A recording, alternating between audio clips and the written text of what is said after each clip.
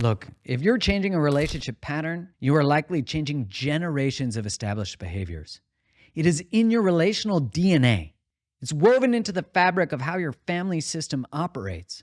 And often, our cultures and religions have only reinforced our masks and roles. There's a lot of momentum moving us in the direction opposite of liberation. There's a lot of perceived and historically validated safety, think about it as certainty, in continuing to choose the same things. You're going to ruffle feathers. You're going to face resistance. And that resistance will come from within as well as from those you're in relationship with. Now really feel into this. When you break up with who you've been, you're healing your lineage.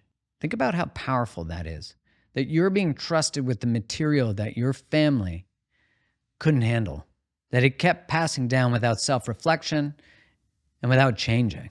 You're changing your family tree. You're altering your destiny.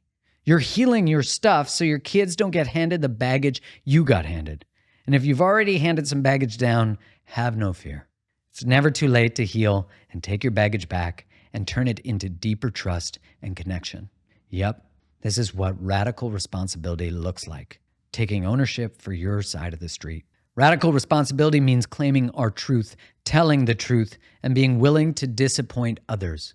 Who, when, and how much do we disclose? This all comes down to discernment. What is appropriate will depend on the specific dynamic and intention you hold. To quote, tell the truth, we need to check in with ourselves and ask what conversations we have been avoiding and why we are avoiding them. Living a life where we are free from lies, in whatever capacity, is a liberating one. Discernment is learned, one conversation at a time. Responsibility also requires growing up.